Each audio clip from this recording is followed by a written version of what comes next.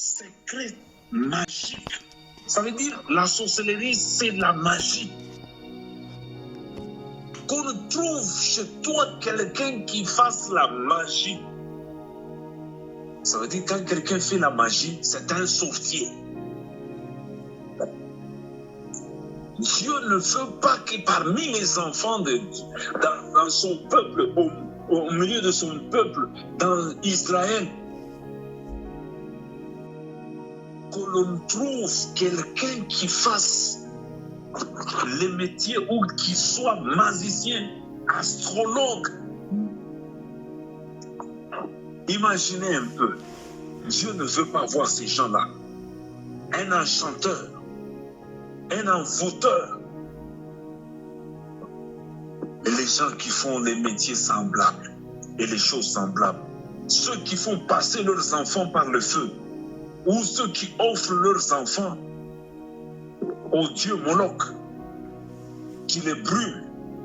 Dieu ne veut pas voir ce genre de choses. Et quand Dieu nous démontre que ça c'est l'œuvre de la sorcellerie, nous aussi, étant enfants de Dieu, nous devons prendre des dispositions dignes pour que l'on ne retrouve pas ce genre de pratiques. Bien-aimés dans le Seigneur, dans la sorcellerie, nous avons parlé de la sorcellerie consciente et de la sorcellerie inconsciente. La sorcellerie consciente, ça veut dire que c'est une personne qui est consciente que ce que je suis en train de faire, c'est la sorcellerie. Je suis conscient que je tue les gens, j'envoûte les gens, j'enchante les gens, je nuis à la vie des enfants de Dieu. Celui-là est conscient de la chose. Il y a aussi les sorciers inconscients ou la sorcellerie inconsciente. Là, quelqu'un fait des choses, lui-même ne se rend pas compte de ce qu'il est en train de faire. Mais il se pose des questions, la personne se pose des questions. Ce que je fais là, c'est peut-être même une coïncidence que ça se réalise ou ça se matérialise. La personne doute même. Bien-aimé dans le Seigneur, la sorcellerie inconsciente est aussi dangereuse parce qu'une personne peut demeurer dans la sorcellerie tout en ignorant qu'il est sorcier. En ignorant que cette personne-là peut nuire à la vie de son prochain. Deux personnes peuvent être mariées. Étant mariées, l'une ayant la sorcellerie fait souffrir même son mari ou bien sa femme. Bien qu'ils peuvent se déclarer amour aux lèvres, mais en réalité, celui qui est dans la sorcellerie tourmente même son frère ou sa sœur. La sorcellerie inconsciente est aussi dangereuse parce qu'elle peut nous procurer des histoires étranges. C'est ainsi que vous verrez dans d'autres maisons, il y a des maisons que nous appelons des fois des maisons hantées. Là où il y a l'obsession, l'oppression, vous sentez la présence physique des êtres, mais vous ne le voyez pas physiquement. Vous sentez la présence de quelqu'un. Vous voyez même des ombres dans la maison. Ça, c'est une sorcellerie qui est en même temps consciente et en même temps inconsciente. Parce que là, on ne sait pas déterminer quel type d'esprit qui sont en train de tourmenter les habitants de cette maison hantée. Je vous ai parlé de la sorcellerie inconsciente. Certaines personnes se retrouvent déclarant des choses.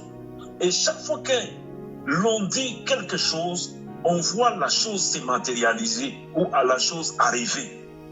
On peut dire, non, mon frère ici, apparemment, c'est comme s'il va faire l'accident aujourd'hui. Et vous le voyez, le frère là, connaître l'accident. Et puis tu te dis, ah non, c'est un sixième sens, septième sens. Non, ce n'est pas un sixième sens, ce n'est pas un septième sens, ce n'est pas que la personne est sensible, mais c'est la sorcellerie qui lui communique ce qu'il doit déclarer pour qu'il puisse la matérialiser. Dans la sorcellerie inconsciente, il y a beaucoup de choses. Il y a beaucoup de choses qui se réalisent dans la sorcellerie inconsciente. Et quand ça se réalise dans la sorcellerie inconsciente, on fait des choses qui sont indignes.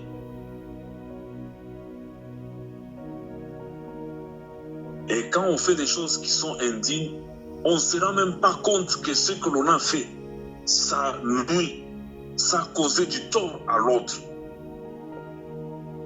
Quelqu'un peut se retrouver la nuit, il fait des rêves comme s'il allait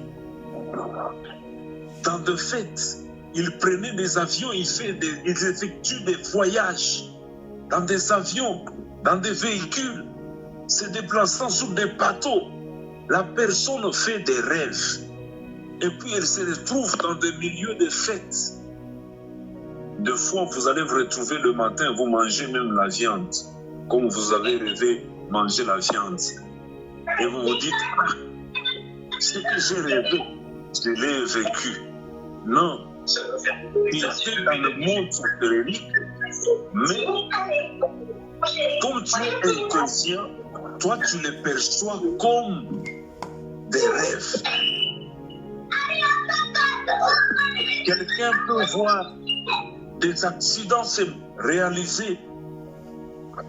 Il voit comment les gens meurent dans des accidents. Et il trouve que ce sont des songes. Et quelques jours après, il déclare même ça aux gens. Et après quelques jours, on voit cela se matérialiser. Il dit, ah, moi j'ai une bonne tête. Quand je rêve quelque chose de malheur, ça se concrétise toujours. Et la personne est contente parce qu'elle est en train de rêver des histoires et ces histoires-là se réalisent. Ça, c'est la sorcellerie inconsciente. Si vous vous retrouvez dans cette telle situation, il faut dire aux hommes de Dieu qu'on l'on prie pour vous. Dans la sorcellerie consciente, vous allez constater une personne qui est trop égoïste. Une personne qui ne pense, qui est, comment on appelle, égocentrique. Une personne qui ne désire que le bien de soi-même. Et pour les autres, ça ne compte pas. Si vous trouvez une personne qui a cette habitude, ou bien si vous vous retrouvez dans cette situation, sachez que vous êtes dans la sorcellerie inconsciente. Quelqu'un qui s'aime lui-même plus que tout le monde, ça c'est trop dangereux. C'est la sorcellerie inconsciente. Vous savez, quelqu'un qui est dans la sorcellerie inconsciente peut faire du mal seulement par les paroles qu'il est en train de déclarer. Toi, tu n'iras, tu ne verras jamais, tu n'auras jamais la joie, le bonheur. Automatiquement, la personne va se dire en sorcellerie, son prochain. C'est ainsi que nous allons, par cet enseignement, nous allons déclarer positivement par rapport à ce qui avait été déclaré négativement. Certaines déclarations, certaines paroles qui sont sorties de nos bouches, et surtout quand on était dans la sorcellerie inconsciente, ne pourra pas nous donner du bonheur. Ça n'aura qu'à affecter par contre notre vie ou la vie de nos prochains négativement. Et ça, c'est le fruit de la sorcellerie. Vous allez voir d'autres personnes, ils touchent à la tête comme s'ils se grattaient, en train de tourner les cheveux, vous croyez que la personne est en train de tourner les cheveux, est en train de jouer avec les cheveux, cependant que c'est une personne initiée à la sorcellerie, inconsciemment, en train de transmettre des messages. La personne étant dans l'ignorance, communiquant ce qui se passe dans la maison. Vous faites un bon projet dans la maison, et lui, par ses gestes, par ses signes, communique avec le monde extérieur, le monde des ténèbres, le monde astral, ce qui se passe dans la maison. Et quelques temps après, on lui communique aussi la réponse. Je vais vous donner l'exemple d'une maman qui priait beaucoup. Cette maman qui priait beaucoup est arrivée à déstabiliser les œuvres de la sorcellerie dans le quartier.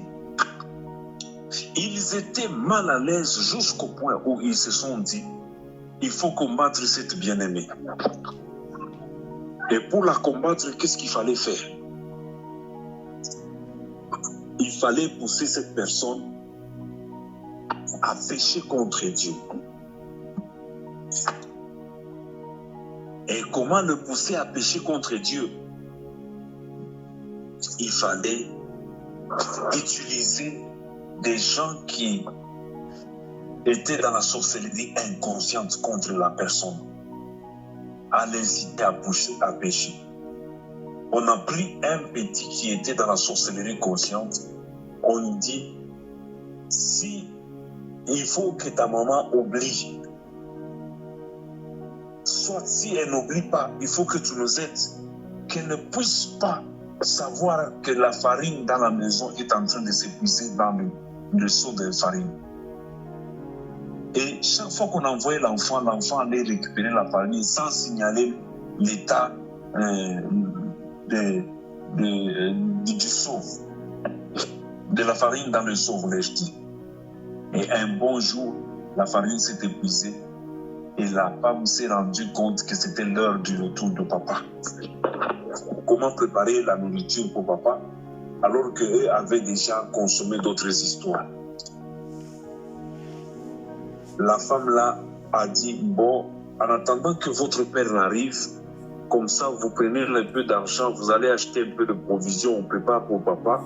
Juste après, quoi, nous, quand papa va arriver, il va nous donner notre argent. C'est alors qu'on pourra se payer aussi de quoi à manger. Et pendant que la maman a dit à l'enfant est sorti pour aller signaler son ami qui lui avait demandé si la farine s'est terminée chez vous, tu viendras me dire. Lui étant dans l'inconscience, la sorcellerie inconsciente, est allé donner toutes les informations. Et quand l'autre est sorti pour aller acheter la farine, à son retour avec des provisions, les sorciers là conscients est venu bousculer en face à l'entrée de la maison et il a déversé tout ce que le garçon avait. Et quand la maman a vu qu'on a déversé les provisions, comme c'était le peu d'argent qu'elle avait, elle s'est mise à insulter l'enfant là. Elle a dit des paroles méchantes. Et les sorciers conscients l'a ensorcelé au travers de ce péché qu'elle a commis. L'enfant qui était inconscient ne savait pas. C'est ainsi que sa maman a failli mourir. Heureusement que l'équipe d'intercession est allée intervenir avec les hommes de Dieu et s'est retrouvée pendant la période de délivrance. Il y a eu une manifestation de démons. C'est ainsi qu'ils ont tout dévoilé. Donc, quand quelqu'un est dans la sorcellerie inconsciente, on va commencer à lui dicter des choses et la personne va exécuter sans s'opposer parce qu'elle fait partie, la personne là fait partie de la sorcellerie d'une manière inconsciente et c'est cet esprit de sorcellerie qui lui permettra de matérialiser le plan machiavélique des sorciers. Nous avons parlé de l'égoïsme, nous avons parlé de la haine. Nous avons parlé des gens qui sont en train de déclarer des choses qui se matérialisent, et surtout ce qui est négatif. Nous parlons aussi de ceux-là qui,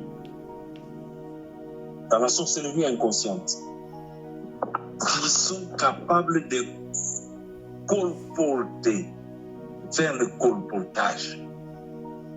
Les spécialistes, ils prennent la matière de gauche, ils vont l'amener à droite. Toi, tu crois que c'est normal? Ce n'est pas normal. C'est la sorcellerie inconsciente.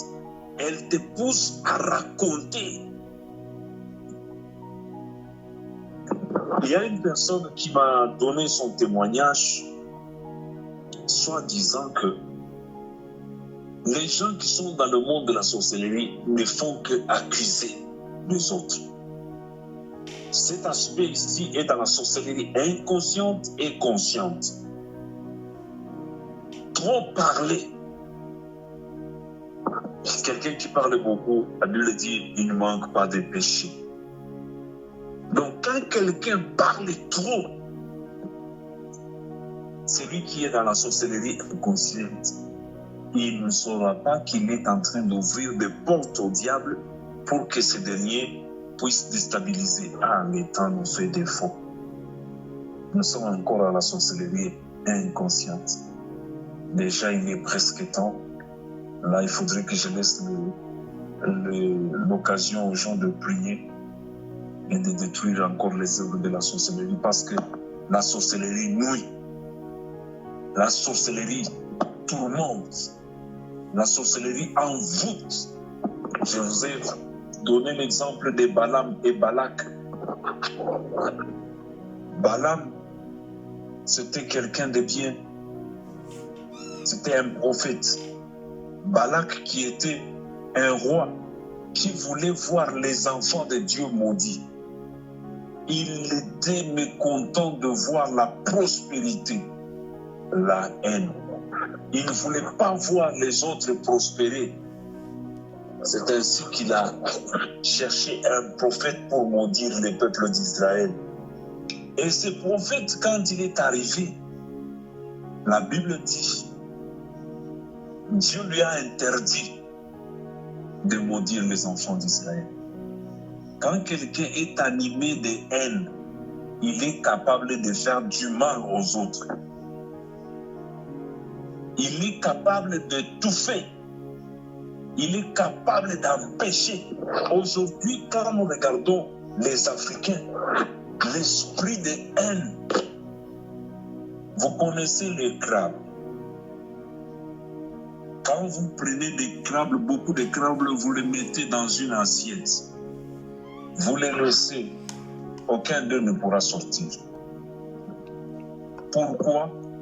Parce que celui qui va chercher à monter, l'autre va les pincer à la patte qui va rester là, pour chercher à être aussi emporté ou à être tiré vers l'extérieur. Or, quand il coupe la patte de son ami n'aura pas l'équilibre ou la force de bien escalader. Ils vont se retrouver tous avec des pattes, soit deux pattes coupées déjà par leurs pincettes. Et la mission des sorciers, c'est de nuire, empêcher l'autre à évoluer, empêcher l'autre à trouver la liberté, la bénédiction, la joie de vivre, le bonheur que Dieu a préparé pour nous. Nous allons prier d'abord pour détruire les œuvres de la sorcellerie. Concernant ce message, si tu te retrouves quelque part dans ce que j'ai énoncé, tu vas le détruire. Tu vas détruire ces éléments-là dans ta vie. Ce sont ces éléments-là qui ouvrent la porte au diable, la porte par laquelle les diables bloquent ta vie, tourmentent ta vie, t'apportent des maladies. Dans la sorcellerie inconsciente, quelqu'un peut avoir une maladie périodique. Chaque fois que nous atteignons tel mois, tel tombe malade. Vous allez voir dans certaines maisons, quand nous atteignons la période de paix, il y a des maladies, il y a des problèmes. C'est les œuvres de la sorcellerie. Ils ne veulent pas que tu jouisses du fruit de ton travail.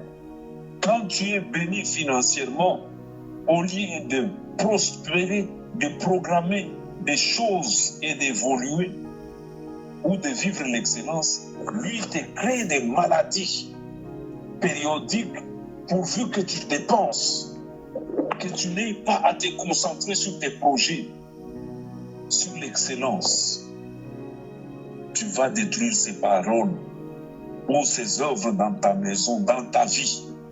Si tu es une personne qui haït les autres même sans cause, une haine sans cause, quelqu'un s'habille bien, tu es mécontent. Quelqu'un mange bien, tu es mécontent. Quelqu'un prospère, tu es mécontent. Sache que tu es dans la sorcellerie. Il faut détruire cette œuvre. Qui parlait de sorcellerie, même si on ajoute conscient ou inconscient, tu es dans la sorcellerie. Il faut détruire la sorcellerie en toi. Aujourd'hui, nous allons prier. Prenons du temps dans la prière afin que Dieu nous fasse grâce et nous fasse tout bien. Lève-nous, ouvrons nos micros pour la prière. J'aimerais que tu brises les œuvres de la sorcellerie dans ta vie, dans ta famille, dans ton mariage, dans tes études, dans tes affaires, dans tes business, dans tes projets, dans ta carrière, dans ton ministère, dans la vie conjugale aussi, dans la vie de tes enfants. Tu vas briser, tu vas détruire les œuvres de la sorcellerie. Tu es appelé à un grand ministère, mais tu ne prospères pas, tu n'évolues pas quelque part. Tu es passé peut-être dans d'autres églises où il y avait la sorcellerie, dans d'autres maisons où il y avait la sorcellerie, dans ta famille il y a la sorcellerie, et ils ne veulent pas que tu prospères parce que tu vas briser leurs histoires familiales, leur pacte héréditaire. Aujourd'hui, lève-toi. Tu vas prier avec moi. Prions et élevons nos voix. Détruisons les œuvres de la sorcellerie dans nos vies. Au nom de Jésus, prions.